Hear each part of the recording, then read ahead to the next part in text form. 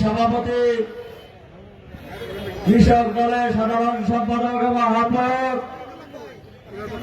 বর্তমানে বিএনপির সংগ্রামী ভাইস চেয়ারম্যান, জননন্দিত নেতা সাবেক এমপি শামসুজ্জামান দুদু ভাই, বিএনপি রংপুর বিভাগের সহ সাংগঠনিক সম্পাদক অধ্যাপক আমিনুল ইসলাম, ঢাকা কলেজের সাবেক ভিপি, সাবেক ছাত্র নেতা, আমাদের সহযোদ্ধা, বিএনপি জাতীয় নির্বাহী কমিটির অন্যতম সদস্য, সাবেক এমপি জেড বত্রিজা তুলা সহ জেলা বিএনপির সুযোগ্য নেতৃবৃন্দ, ঠাকুরগাঁও উপজেলা, ঠাকুরগাঁও পৌরসভা, রুইয়া থানা, হরিপুর উপজেলা, বালিয়াডাঙ্গি উপজেলা, রানীশঙ্কর পৌরসভা, পীরগঞ্জ পৌরসভা থেকে আগত বিএনপি নেতৃবৃন্দ, ছাত্রদল, যুবদল, স্বেচ্ছাসেবক দল, মহিলা দল, কৃষক দল, শ্রমিক দল, তাঁতি দল, মৎস্যজীবী দল, মুক্তিযোদ্ধা দল, জাসাদ সহ সকল অঙ্গ সহযোগী সংগঠনের নেতৃবৃন্দ, প্রিয় সাংবাদিক ভাইয়েরা, প্রিয় ঠাকুরবাসী, আসসালামু আলাইকুম।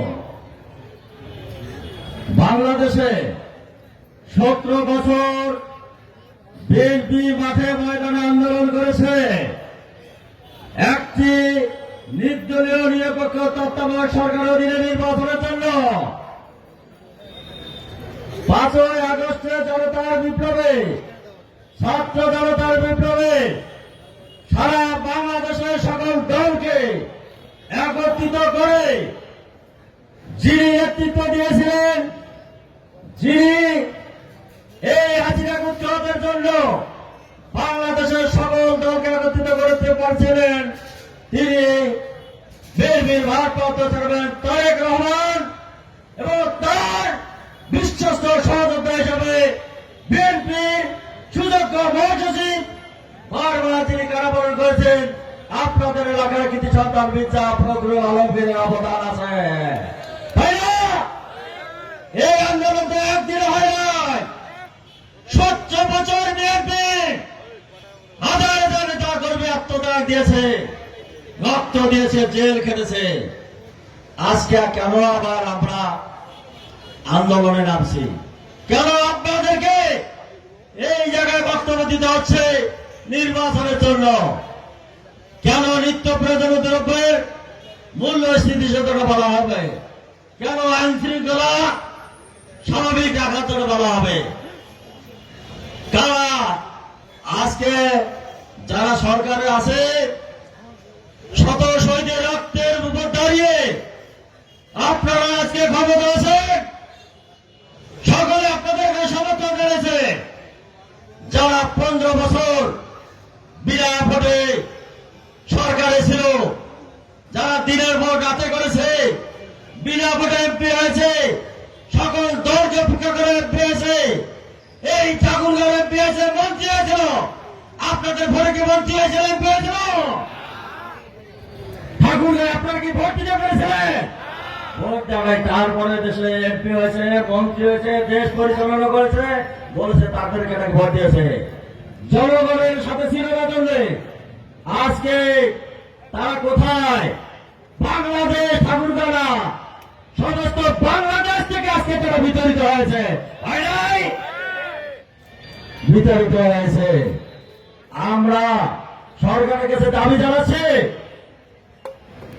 যে কারণে ছাত্র জনতা জীবন দিয়েছে, যে কারণে বেগম খালেদা জিয়া জেল কেটেছে, যে কারণে 15 বছর ধরে আমাদের ভারপ্রাপ্ত দলের দেশের বাইরে অবস্থান করেছে, যে কারণে ঠাকুরগাঁওর কৃতি সন্তান আপনাদের মির্জা ফখরুল আলমগীর এই বয়সে বারবার জেল খেটেছে।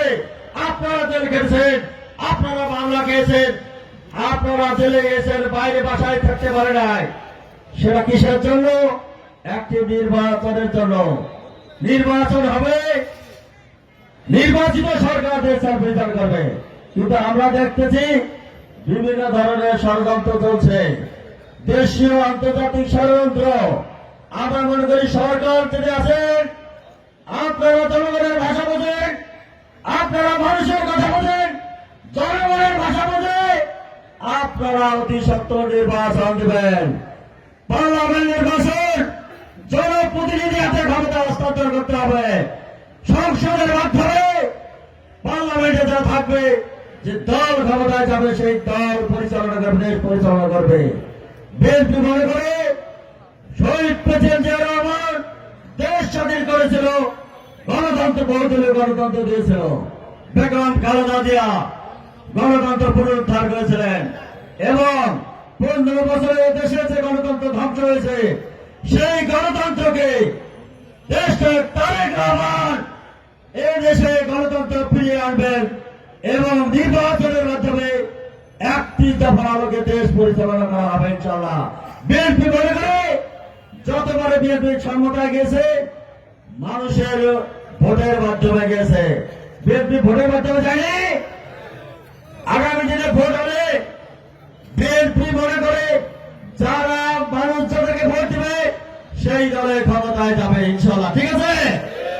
বিএনপি যেহেতু গণমানুষের দল, জনগণের প্রত্যাশিত দল, বিএনপি তাই আশা করে এই সরকার অতি সত্বর নিত্য প্রয়োজনীয় দ্রব্যের মূল্য স্থিতিশীল রাখবেন।